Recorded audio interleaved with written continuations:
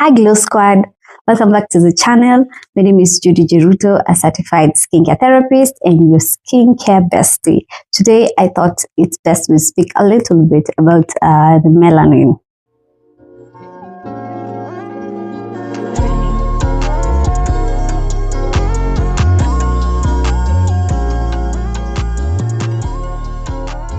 Melanin is produced by a cell on the epidermis called melanocytes. Melanin is responsible for the pigmentation of your hair, your skin, and your eye color. I don't know if you know this, but there are different types of melanin. Actually, there are three types. There's eumelanin, pheomelanin, and neuromelanin. Eumelanin is usually brown to black in color.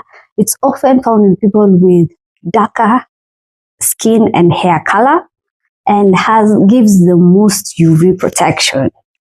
Eumelanin, which is the second one, often it's red to yellow in color, found with people with reddish to blonde hair color, and it offers minimal UV protection compared to eumelanin, and they have lighter eye color. Neuromelanin that has no contribution to the skin because it's only found in the brain. Now let me take you a bit into the melanin cycle. What happens in the melanocytes? There's an amino acid called tyrosine, which is converted into melanin by an enzyme called tyrosinase. Tyrosine converted to melanin by an enzyme called tyrosinase. I'll put the diagram there. So this is what happens. This is how your melanin is created. Now let's discuss what regulates the melanin production that you may have. Certain factors determine the levels of melanin in your skin. Number one, let's start with your genes. Your genes determine the baseline of melanin levels. If your parents are of a certain skin type on both sides, so as your grandparents and your generation, you are assured. If both your parents are melanated, you are sure to be melanated. You can't be Caucasian. Number two, sun exposure. UV stimulates melanocytes to create more melanin. That's why when, let's say for example, when someone of Caucasian skin goes on holiday somewhere, tropic somewhere with a hot climate, when they're in the sun, they get what they call suntan. So that is another reason. Reason number three, hormones. When you're an expectant lady going through pregnancy, when you're maybe on birth control, or when you're going through menopause, these hormonal levels are shifting. So sometimes they can trigger the melanocytes to create more melanin. This is why sometimes some ladies can have melasma. Another reason is injury. Let's say you get a scratch or a bite, or you go through surgery and you get post-surgery scars, or maybe it's botched.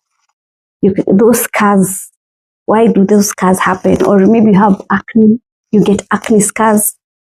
It's because once you get an injury to your skin, you trigger the melanocytes again to make more melanin, which we call post-inflammatory hyperpigmentation, or PIH. So yeah, those are a couple of ways of regulates the level of melanin. Now let's get into the importance of melanin. There are many reasons. Let me just give you a couple. Number one, absorption of UV rays is converted by the skin to create vitamin D. So it is a facilitator in vitamin D production in our body. Number 2, it influences our identity by giving our skin, hair, and eyes color. Number 3, protects the DNA in our body by scattering UV rays from causing risk in our bodies. Number 4, it determines how we burn and tan. You and a Caucasian person, once you're exposed to the sun, you won't burn or tan the same way. It's because of melanin. And did you know, actually, a Caucasian skin absorbs more sun, good for your vitamin D, more than a melanated skin. So you should wear your sunscreen, and if you're in a warm climate, you have time, please spend at minimum of 30 minutes in the sun. It's good for you. Just put on your sunscreen and enjoy the sun. It will boost your moods. It will help in production of vitamin D. It will prevent onset osteoporosis. So those are good things from the sun, right?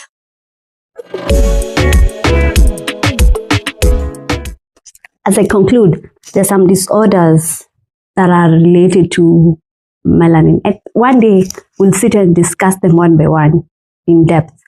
We have a couple. I'm sure you've heard of albinism. I'm sure you've heard of hyperpigmentation. There is one called pibaldism, another one called tinea vesicala, and I'm sure you've heard of vitiligo, among others. So thank you for tuning into my channel. I hope I've taught you something. I hope you've learned something new. If you knew, it was maybe a refresher course. But I'll say thank you. Continue liking, sharing, and subscribing. Till next time. Bye.